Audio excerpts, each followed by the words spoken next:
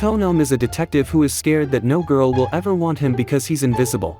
However, when his blind coworker notices him and starts giving him attention, he falls for her and rizzes her up, so he can start a life with her. The story begins when Tonom arrives for work and is noticed by his blind subordinate, Yako. He asks her how she could tell it was him, and she says she can smell him, which makes Tonom start sniffing himself, thinking he stinks. However, Yako freaks out and tells him he doesn't stink, and she only sensed him because her senses are better than the average human. Tonom compliments her for this because he can't even detect his own scent, and he is grateful that someone else can sense him. To confirm this, he goes completely invisible and asks Yako to point out where he is. Yako listens closely to his footsteps and realizes he is at the door, and Tonom confirms this. Realizing she's the only one on the planet who can find him, his heart begins to race, so he asks her to join him for dinner that evening. Yako is shocked because she wasn't expecting to be asked out like that, but she agrees to join him. On the way, Tonom asks if she has any preferences or allergies, but she says she's cool with anything since she doesn't go out that often. Realizing she might not know any restaurants, Tonom offers to take her to a spot and begins leading her there. Along the way, Yako notices something off about him and assumes he doesn't have any restaurants in mind. She begins feeling bad because she's a blind workaholic who doesn't go out, but she snaps out of it when Tonom asks if she can sense something delicious. Yako admits she can and points to a restaurant. Tonom is glad because he's picked something that will suit her taste. Since it's his first time at this restaurant, Tonom goes with the house recommendation, and Yako likes it. She smiles as she remarks that it's her first time eating out with someone from work, but is stunned when she realizes she's actually on a date. She snaps out of it when Tonom gives her a piece of his meat to eat, but Tonom notices her mood and asks what's up. She says the outing feels like a date and she isn't sure what to think, so Tonom tells her it's a date. Seeing Yako's nervous face, Tonom walks up to her and places her hand on his heart so she can feel it racing and know that he gets nervous too.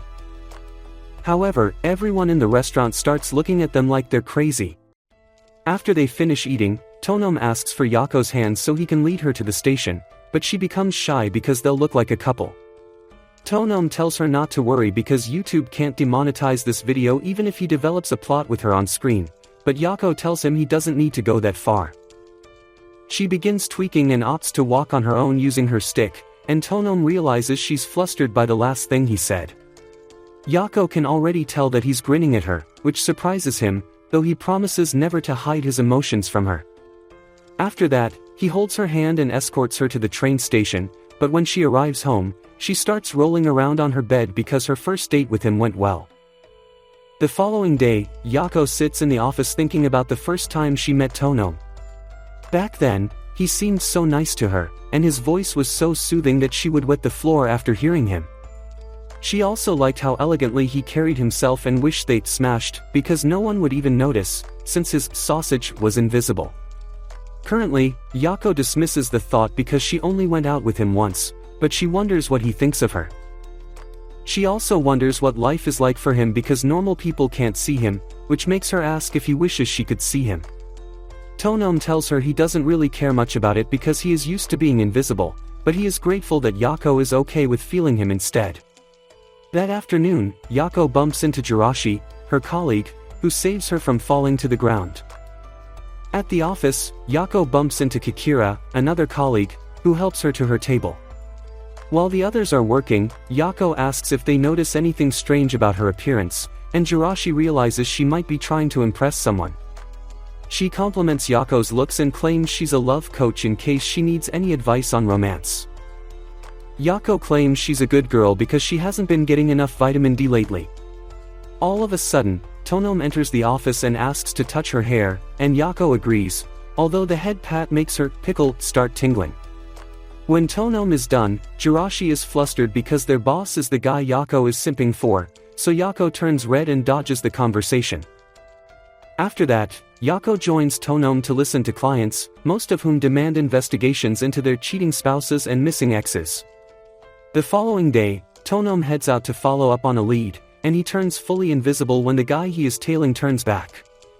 As the guy walks away, Tonom remarks that life as an invisible man is great, but he eats those words the moment he runs into a kid who can't see him. In the meantime, Yako is in the office listening to an audiobook about how to make happy sounds in the bedroom. When Jirashi asks what she's listening to, she lies that it's a normal audiobook to avoid being called a plot addict. Jirashi finds the book cool but mentions that she can't really follow what's being said, which shocks Yako because Jirashi is a wolf. Jirashi explains she isn't great at hearing or sniffing stuff by default and can only do it when she's locked in. Yako says she knows because she's checked Jirashi's reports. She then asks Jirashi for help reading a receipt on her table and finds that Jirashi spent a lot of cash on McDonald's. Jirashi says she's on heat and that her appetite has gotten worse, so Yako smiles and tells her to get a man instead and stop spending company funds on food. Feeling embarrassed, Jirashi leaves, but not before showing Yako where her phone is. Later, Yako checks the time and realizes Tonome has been out for so long. A bit later, Tonome returns, but when Yako calls out to him, he ignores her, so Jirashi tells her no one's there. Kikira then notices blood stains on the floor and assumes Yako is hurt, but Yako denies being injured. Afterward, she figures the blood is from Tonome and heads to his office with a first aid kit to see what's up. When she arrives, Tonome scoffs because he can't fully hide himself whenever she's around, so he reveals that he ran into some trouble earlier. Before now, he had hosted a married goblin couple and proved that the husband was a serial cheat. The wife was pissed and threatened to air fry her husband's sacks for sleeping around, while the cheating goblin was upset that his wife sent a detective after him. When Tonome saw things getting out of control, he tried to calm them down but ended up getting hurt. Presently, Tonome narrates everything that happened to Yako, who feels bad for him, but Tonome tells her not to stress because he and his client are fine. He finds it weird that his blood ceases to be invisible when it leaves his body and reveals that his clients were shocked when they saw it. However, Yako is bothered because his injury looks deep, and he notices she's worried. While he dresses the wounds, he tells her the injuries aren't that bad and that it only looks worse because he bled more than expected. However, Yako is scared because if he bleeds too much, he might die, so she asks if there's anything she can do to help. Since she's persistent, Tonome tells her to help with the bandage, and then he reveals he snuck into the office so she wouldn't be worried about him. While he covers his wound, he mentions that he feels ticklish around the area and also reveals that he's naturally ticklish. When Yako asks if she can tickle him, Tonome refuses because it might lead to something else. After they are done, they leave the room and realize the other employees have closed for the day, so Tonome says he'll stay back and write a report. Yako feels bad because she's going home while Tonome will be working overtime, so she decides to order some supplies for him. She then suggests they take a break together when she's done with work, but Tonome decides to take the break now and complete his job later. At first, he makes her some tea to help her feel relaxed, and Yako enjoys it, saying that it tastes good. Deep down, she wants to go out on another date with Tonome, but is scared because she thinks the previous date was a one-time thing. She figures she could just ask him out herself and decides to shoot her shot, so Tonome smiles because he was just about to ask her to dinner.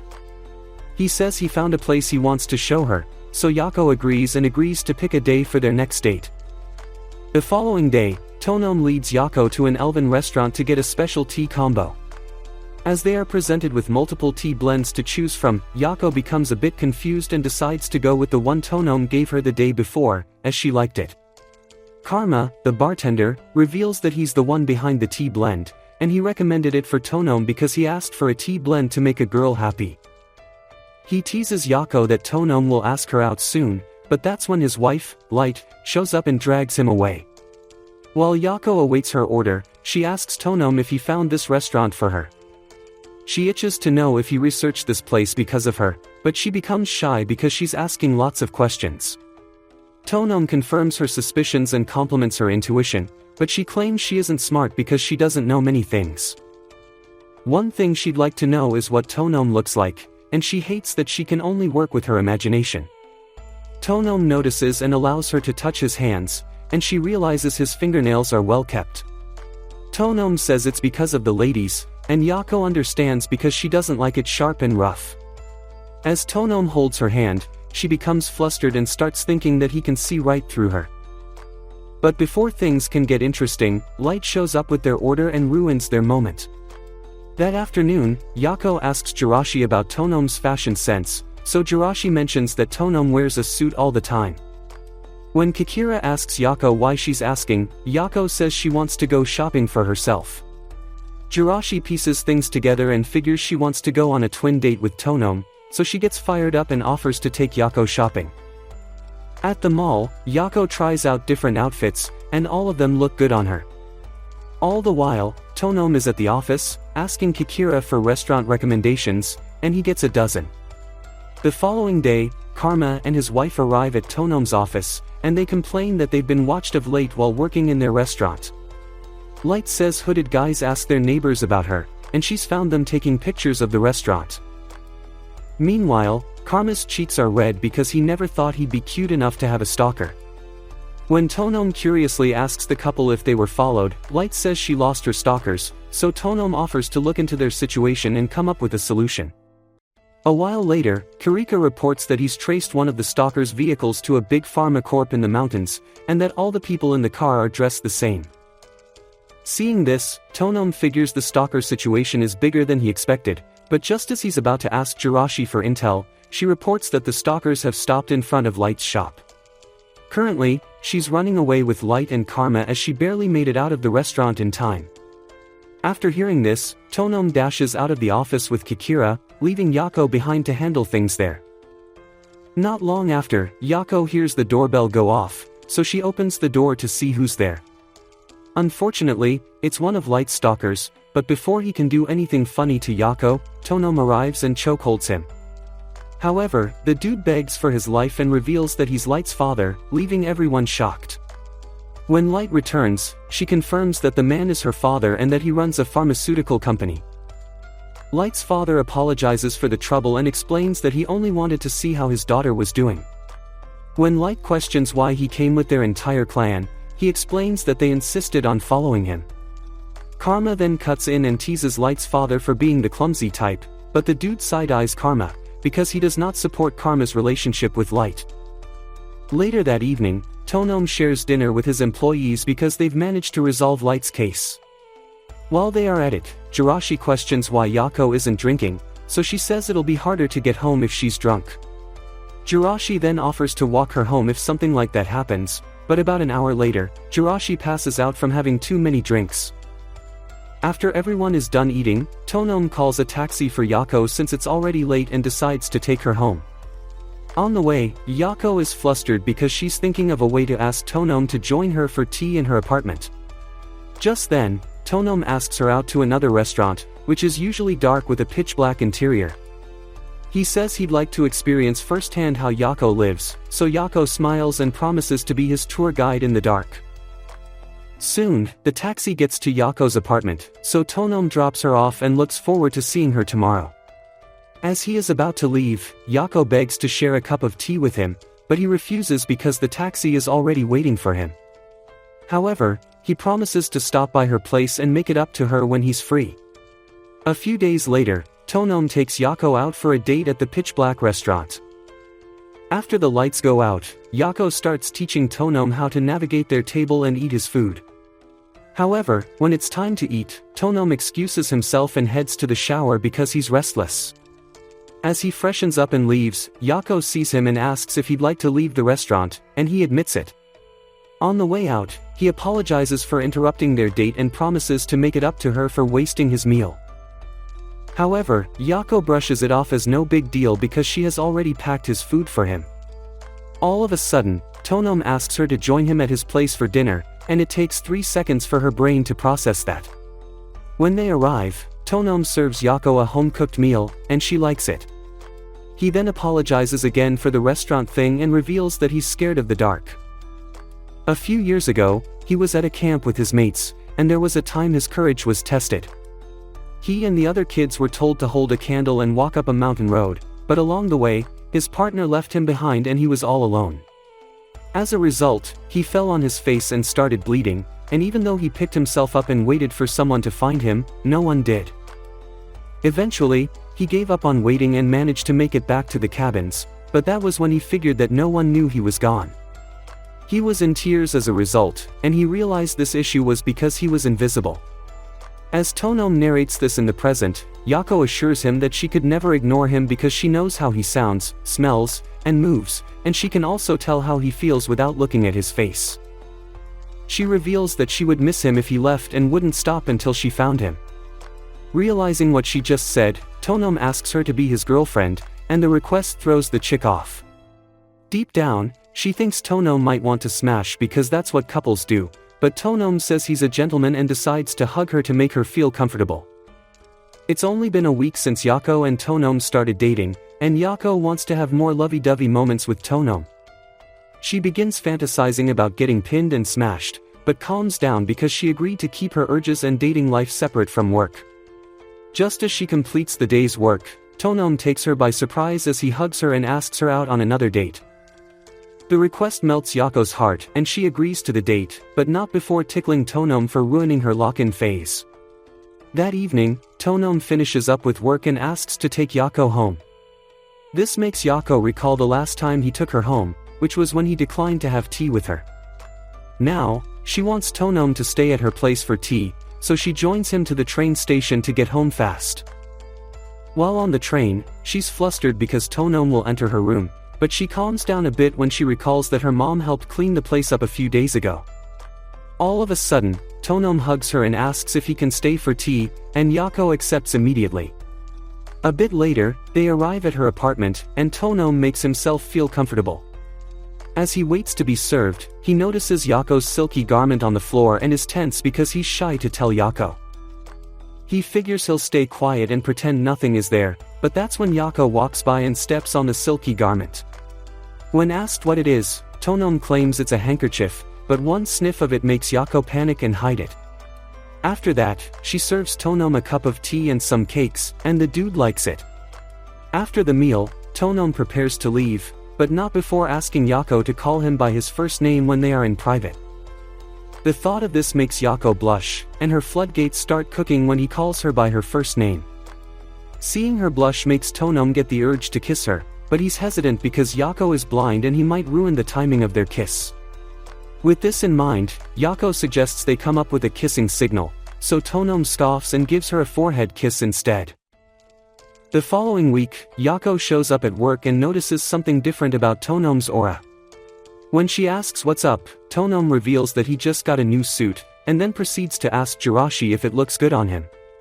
Jirashi says she can't rate his looks because he's invisible, but the comment makes Yako realize that Tonome is a bit hurt by that. She wants to help, but can't because she doesn't know anything about clothes. However, Kikira compliments Tonome, saying that the suit slaps hard, and Jirashi feels the same way too. Feeling hyped, Tonome meets Yako and asks her to cop a feel of his suit, and when she does, she likes it. She even compliments him and asks if he likes fashion, but the dude says he only likes buying clothes, since it's the only way he can express himself. Watching from behind, Jirashi asks Tonome how he can make his clothes invisible, so Tonome explains that his body produces a chemical that makes him invisible, and he can extend the invisibility to his clothes. As he demonstrates this, Yako asks if he can make her invisible, so Tonome tries it by holding her hands, but it doesn't work. All the while, Yako is flustered because she just locked fingers with Tonome, and she wonders how fast his fingers are. When Jirashi mentions that Tonome's powers are pretty convenient, Tonome explains that full invisibility isn't legally allowed in public places and that he can only do it because he is a licensed investigator. Also, he kinda hates his powers because he can get run over by a car or bumped into by normal pedestrians walking on the street. After work, Yako stops by Light's tea shop with her mother to try out some tea. Yako's mother likes the place because it has a variety of tea flavors. Meanwhile, Light is wondering if Yako has told her mother about her relationship with Tonome. A few days ago, Light stopped by the office with her loser husband and offered everyone a tea treat to thank them for the help last week. As Tonome accepted the token, Karma started teasing Yako for dating her boss, so Light yelled at him to shut up and dragged him out of the office. Currently, Light figures Yako hasn't told her mother anything, and decides not to say anything about Tonome either. However, that's when Karma starts running his big mouth, but Light makes him shut up before Yako's mom finds out. Unfortunately, it's too late because the lady heard Karma snitch, and now she looks forward to meeting Tonome in person. Later at work, Jirashi and Kikira notice Tonome and Yako trying to avoid calling their first names. Both colleagues try their best to stay out of it, but Kikira gets fed up and tells the couple to stop pretending because it's already obvious that they're dating. After he says this, Jirashi attacks him because they originally agreed to mind their business. Meanwhile, Yako is shy that she's been had. A little later, a lawyer named Matter walks in and meets Tonome concerning a case he's been working on. He begs Tonome to get some information that will help with a recent court case, so Tonome agrees. As their meeting ends, Matter notices Tonome's suit and compliments him on it, and then leaves the building. Meanwhile, at night, Matter goes home to Kikira, and it turns out they are gay brothers. While they talk, Matter pushes for Kikira to make their relationship public at work, so the dude finally agrees. The following day, Kikira introduces Matter as his boyfriend, and Jirashi is shocked because she doesn't know why Matter finds Kikira attractive. Matter blushes and says he's been a thing with Kikira since high school, but before he can get into the bromance details, Kikira side-eyes him and threatens to be the top tonight. The following week, Yako is down with a bad cold, so Tonome calls and asks to visit. She agrees instantly, but after the call she realizes her mom is around and is shocked, but calms down when she notices that her mom isn't in the room. Not long after, Tonome arrives, and Yako invites him in. He then heads to the kitchen to make breakfast for her, but after he is done, he offers to feed her, which makes Yako blush. All the while, Yako's mother is in the laundry room, and she's fully aware that there's a dude with her daughter. When she decides to show herself, she finds Tonome in a weird position with Yako and starts explaining that she didn't mean to interrupt. Tonome is shocked to his bones because this isn't a good first impression, while Yako wishes the anime gods would take her life. The following week, Matter shows up at Tonome's office with an invisible client named Aya. Tonome is stunned to see her because their kind is rare, and Aya feels the same way. She introduces herself to Tonome and is excited that she's getting help from someone like her. Hearing them talk, Yako becomes jealous because Tonome is being too friendly with Aya, so Jirashi teases her for it. At Tonome's office, Aya reveals that she's being accused of theft at her job, as money was recently stolen. Since the camera captured nothing, her boss, who happens to be the vice president, claimed that an invisible person stole the money, so he accused Aya. Hearing this, Tonome asks about the president and learns that the dude is in the hospital, which means that the vice president is currently in charge of things. Aya says she didn't steal the money, but she's worried that she can't name an alibi because she's invisible. Despite that, Tonome assures her that he'll get to the bottom of the case, and she thanks him for it. The following day, Tonome and Matter meet with Gamake, the vice president, concerning Aya's case. Tonome asks for the security footage, and when he checks it, he notices that no one touched the safe after Gamake himself locked it. As Gamake begins blaming Aya for the missing cash, Tonome goes completely invisible to prove that his kind isn't intangible, and that the security camera would have captured the safe getting opened if Aya were really the thief. Seeing this, Gamake gets all sweaty and starts apologizing for accusing Aya. However, Matter pulls up footage showing that Gamake has been siphoning money ever since the president was admitted to the hospital.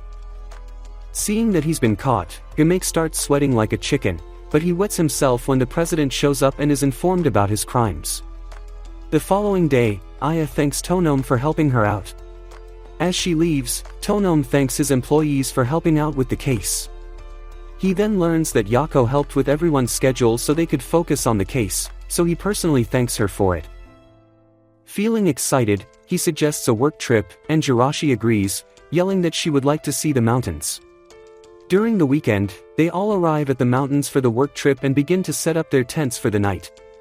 While they are at it, Tonome notices that Matter is quite fond of the mountains, but the dude claims he used to hate mountains and that it's thanks to Kikira that he now likes it there.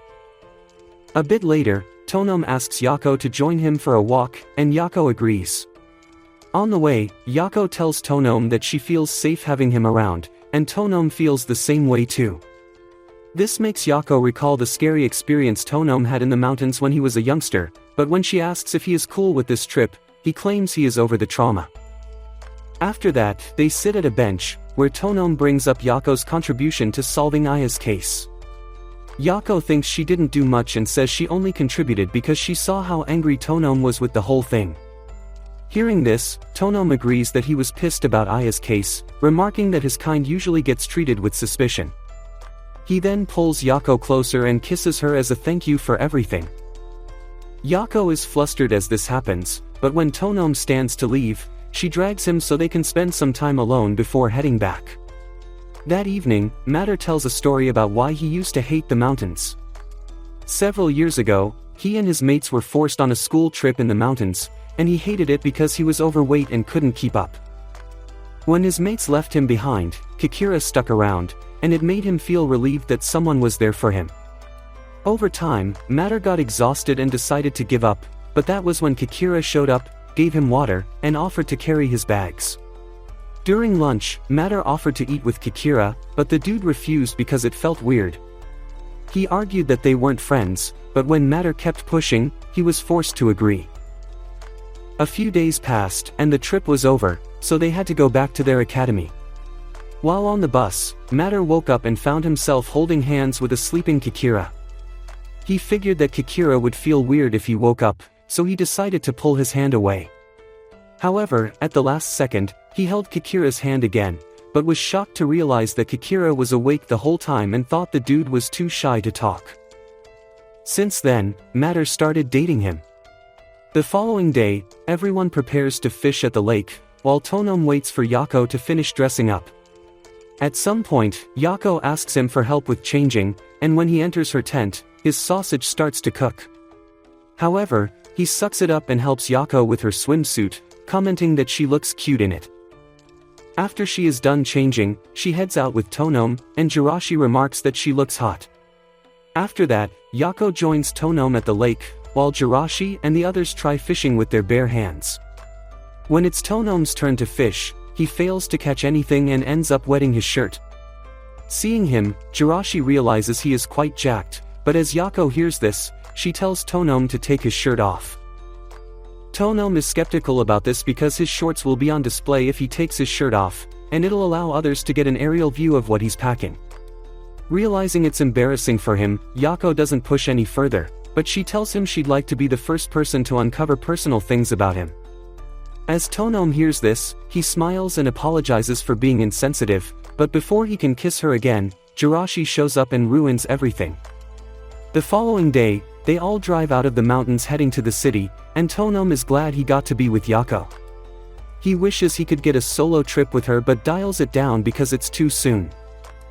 The following week, Yako sits at work and giggles every 5 minutes, and her colleagues notice. They wonder what's up with her, but they don't know that she's creeped out about the kiss she shared with Tonome during their short trip. Yako keeps giggling because the kiss with Tonome was her first, and she hates that she hasn't had any bedroom experience. Later, after the day's work, Tonome decides to walk Yako home and suggests stopping by a bar to grab a drink.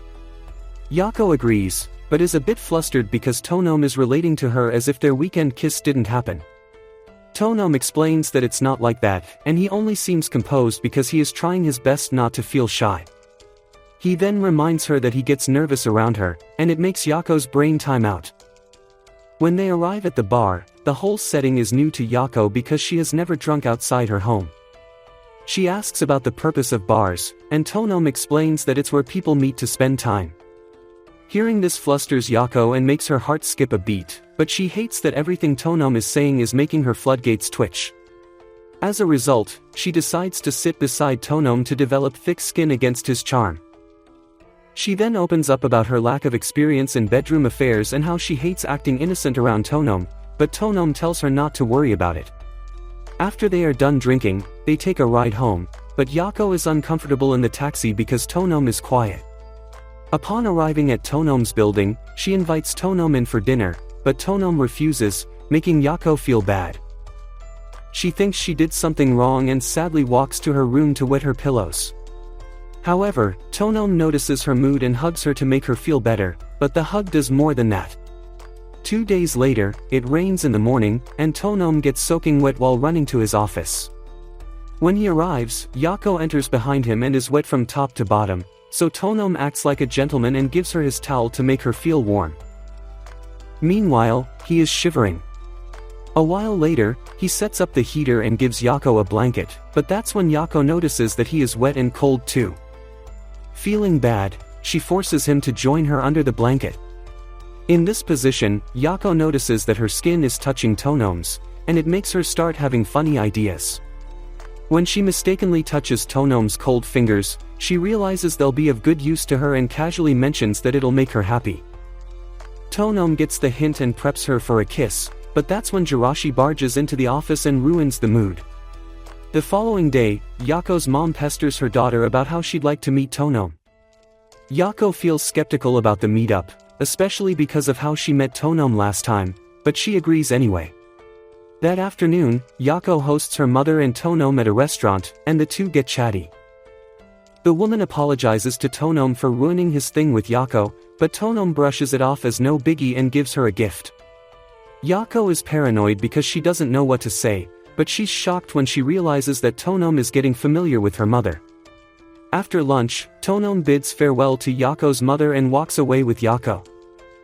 Earlier, while Yako wasn't paying attention, her mother found out from Tonome that she was reliable at work, so she begged Tonome to look after her. A few days later, Tonome gives Yako a sweet-smelling flower and takes her to a love park. Yako likes the place because it smells amazing, and also because the place has sweet treats. As she tastes them, she lights up because they're delicious, while Tonome looks at her and finds her cute. The following day, Yako arrives at the office and is shocked when Karma suddenly charges at her to greet her. As a result, Yako right-hooks Karma to the floor, while Tonome shows up and scolds him for acting stupid. He then asks what he wants, so Karma reveals that his wife, Light, has gone out on a trip. He feels skeptical about it because Light packed most of her belongings, though he doesn't read much meaning into it. All of a sudden, Light calls and informs him that she's at her father's place, which leaves Karma shocked because he senses a divorce. While he cries his eyes out, Tonome advises him to go home and call his wife, but he refuses since he thinks that Tonome is trying to get rid of him. He yells that he'll do things to himself if left alone, so Yako advises Tonome to accommodate him at least until his brain resets. Hearing this, Karma pushes further and asks to spend the night with Tonome, promising to help out with house chores. The following morning, Tonome wakes up to Karma giving him rainbow vibes, so he politely avoids taking any offers from him. While he eats breakfast, he asks Karma if he's called his wife yet, but Karma says he hasn't because he is too scared of what she might say. Later, Karma heads to work with Tonome, and Yako notices Tonome's dull mood. When she asks what's up, Karma's cheeks turn red, and he reveals that he attended to Tonome's dearest needs all night. While everyone tries to understand what this means, Tonome tells Karma to shut up so that this anime channel will survive tomorrow, but the dude keeps running his mouth. A bit later, he offers to help Tonome with today's detective work, so they head out together to keep close tabs on a suspect. Tonome is supposed to follow the said dude, but the issue is that the guy can fly, and Tonome will lose him. As Karma hears about this, he uses his elven powers to curse the suspect's wings, which restrict him from flying. Tonome is shocked when he sees this, so Karma explains that he can curse people when his heart is in a dark place. Tonome understands this because Karma is sad about his situation with his wife, but he didn't expect it to be this bad. Feeling bad for him, Tonome offers to let Karma spend another night at his place, under the condition that Karma calls his wife. Later, at the office, Karma finally calls his wife, but after the call, he runs home without saying a word to Tonome. In his absence, Yako curiously asks if he doesn't like Karma, so he explains that his personality doesn't match Karma's. He also admits that he is jealous of how Karma can easily express his emotions, so Yako smiles and forces him to lie on her. While Yako touches his face, he becomes a bit uncomfortable and decides to return the favor, and the rest is history. The following week, Tonome dresses up in an academy uniform because he is investigating a place filled with students. Jirashi and Matter find him cute, but when Kikira appears dressed in a security outfit, Matter loses it and starts taking pictures of him because he is cute. Jirashi compliments his looks, saying he'll fit as an undercover agent. However, when it's time for Jirashi to change, she refuses because she's shy. That afternoon, she's dressed in a revealing maid outfit at a cafe because her target is working there. One of the customers finds Jirashi cute and tries to start a conversation with her, but her poker face scares him off. After that, Jirashi notices how all the other maids are comfy in their outfits and feels jealous because she's insecure about her spotted patterns and isn't comfy with showing too much skin. Later on, Jirashi returns to the office and complains to Yako that she isn't cut out for the job because the maid outfit makes her uncomfortable. When Yako realizes she's insecure about her looks, she pats her on the head, encouraging her that she's cute. So Jirashi begs her to join her to shop for new outfits. At the mall, Jirashi struggles to pick something that suits her because of her fur pattern. At a restaurant, Jirashi asks Yako if she's envied other people who can see, so she replies that she's never had the chance to see before and doesn't feel the need to be jealous of others. Yako then asks Jirashi if she's envious of others, and she replies that she envies Yako because all clothes look good on her. Deep down, Jirashi has a mental picture of what cute is like to her, and she doesn't feel like she meets the cut. She even mentions that she'd dye her fur so other outfits would look good on her, but is hesitant because her patterns are part of her family's heritage. Hearing this, Yako tells Jirashi she doesn't need anyone's advice to make a move like that, and she only needs to find what she's comfortable with before acting on it. This makes sense to Jirashi, so the following day, she heads to the mall to get new clothes. Here she tries on a spotted outfit, but gets discouraged because it doesn't fit. Coincidentally, one of the staff, who happens to be a spotted person, advises her to go for a pattern that blends well with her skin, and it works for her. All the while, Karma is at the office, yelling to Tonome that his wife has left him and gone back to her parents again. When Tonome asks what's going on, Karma reveals that Light's dad is in the hospital and she has to look after him. Karma then begs Tonome to let him spend the night because he'll end up in a negative mood if left alone and he'll be dishing out curses left and right. He begs to stay until Light returns, but when Tonome asks how long that will be, Karma says 5 months. Hearing this, Jirashi reasons there's something going on that Karma doesn't know about, though she stays quiet about it. At night, Yako and Jirashi hop on a video call with Light to find out what's going on. When asked how her father is doing, Light comes clean and says he's not in the hospital and she only left Karma because she's pregnant. Jirashi smirks, saying she suspected something like that was going on, but she asks Light why she isn't telling Karma anything yet. Light says it's because of Karma's dark elf curse powers, which often counter her powers of blessing. She also adds that her elven race has a low pregnancy rate, so whenever one of them gets pregnant, her whole clan makes a big deal about it. Normally, she'll have to spend time in the sacred elf forest in the White Elf village, where multiple rituals will be performed to ensure a safe delivery. Hearing this, Yako starts wishing she was a pregnant elf so she would get princess treatment like Light, which makes Light laugh. After that, Light says Karma will blame himself if anything happens to her or the baby, which is why she's keeping the pregnancy from him.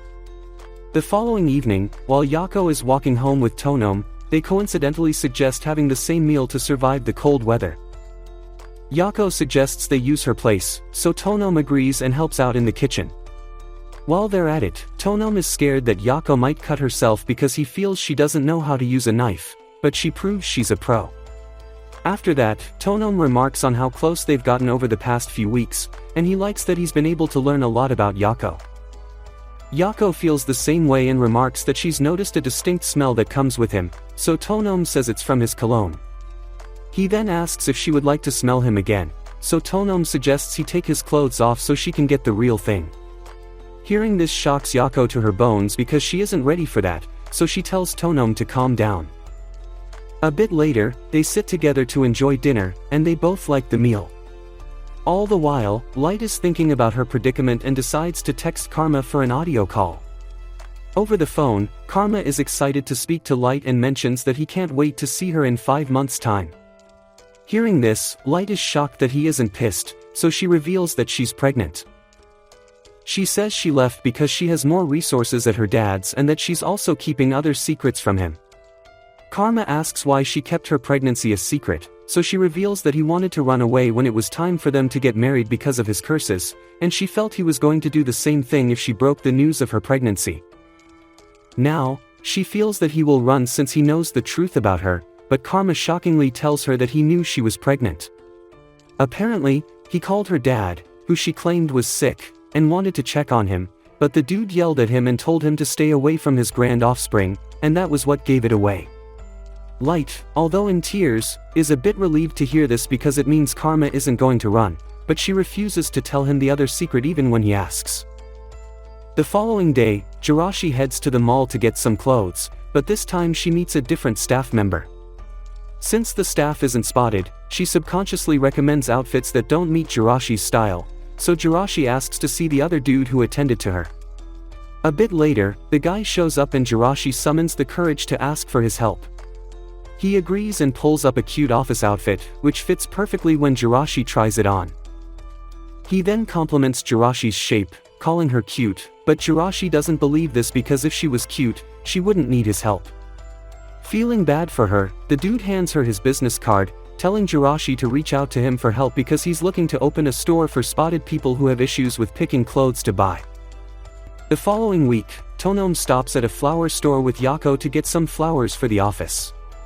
Here, the store owners, who are a married couple, attend to Tonom, and the dude is surprised that the husband is an Oni.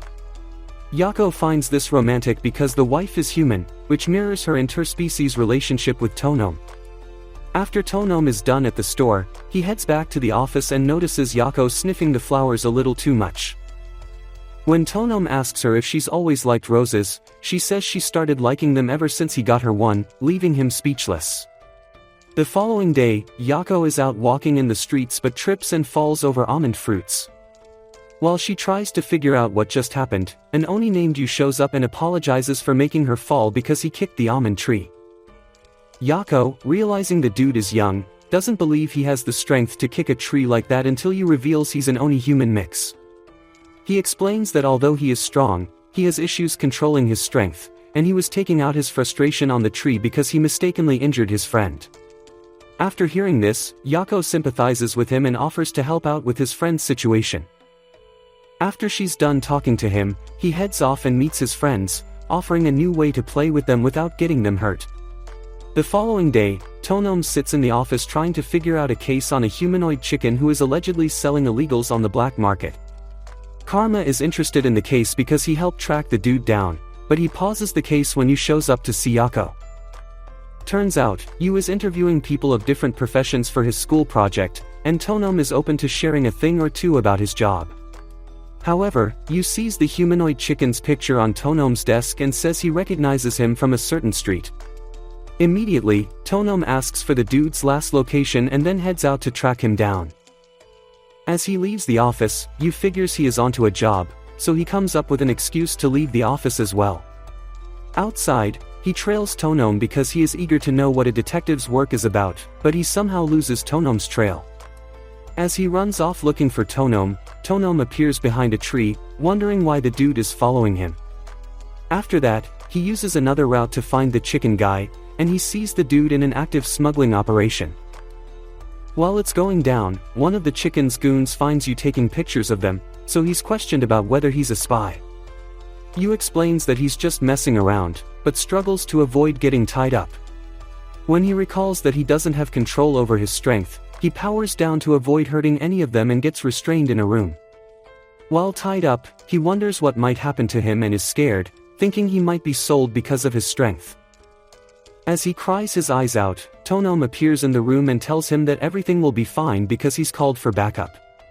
This makes Yu feel better, but he gets excited, noticing that Tonom is using his invisibility to its full advantage to solve cases, and now he wants to be a detective like Tonom when he grows up.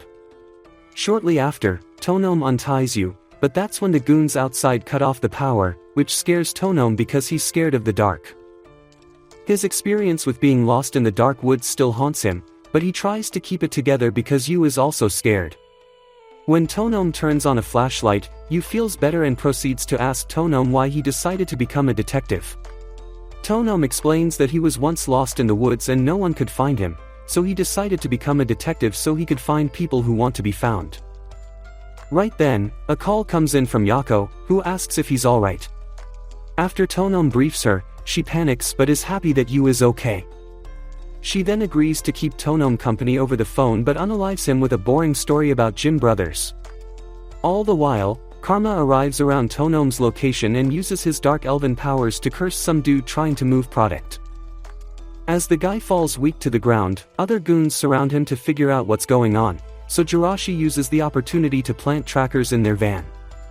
With that done, she prepares to give the chicken dude and his goons a whooping. Kikira notices her excitement and tells her to go easy on the criminals, but she refuses and attacks an unlucky guy.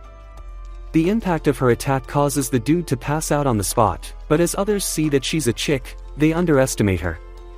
The first dude attacks her, thinking she's a weakling, only to be folded like toilet paper and smashed into the ground. Next, the chicken dude tries to play dirty by attacking her with a weapon, but he eats Jirachi's punch as lunch and gets bodied into a wall. Seeing this, the last guy realizes he's cooked if he goes against Jirachi, so he starts begging to be spared. Just as Jirachi is about to consider it, the dude pulls out 2 submachine guns and starts raining bullets on Jirachi. Jirachi dodges all of them, closes the distance between them, and lands a punch that leaves a swelling. As she ties all the goons up, the chicken dude recovers and tries to chicken out into the sky, but Jirachi chases him, catches him mid-flight, and the rest is history. In the meantime, Karma finds Tonom and offers to help them out, but he doesn't notice when a dude tries to attack him from behind. Before he can get hit, Tonom blocks the bad guy's attack and then counters with a nasty hit that knocks him out cold. With that, Karma and you start glazing his fighting skills, but Tonom brushes it off as no biggie. Later that day, Tonom dreams about his scary experience in a dark forest, but wakes up and finds himself lying on Yako's lap. When he recalls that Yako insisted he rest on her, he asks how long he's been out and realizes he is pretty tired from work. All of a sudden, he kisses Yako and tells her that he wants her by his side forever. This makes Yako turn red, but before she can open up to Tonom, the florist couple enters the office with Yu and ruins everything. Apparently, the couple wants to thank Tonom for saving their youngster, Yu, but since they know what was about to happen, the wife covers Yu's eyes. After Yu thanks Tonom for the help, he gets dragged away by his parents, and it makes Tonom feel shy because he was caught red-handed with Yako. That evening, Tonom stops by a restaurant with Yako to have drinks and opens up about their relationship so far. He's always felt like Yako accepted him because he's her boss, but now he's noticed that Yako likes him for real. With that settled, he tells Yako he intends to date and marry her, but it shocks her to her bones. Although she's in on that, she's more shocked when Tonom mentions cohabiting, but is a bit relaxed when Tonom says they aren't moving in yet. That brings us to the end of today's video. If you watched up to this point, let's confuse the fake anime watchers by commenting, "Sweet plot." Don't forget to like and subscribe, and let me know if you want the next episode.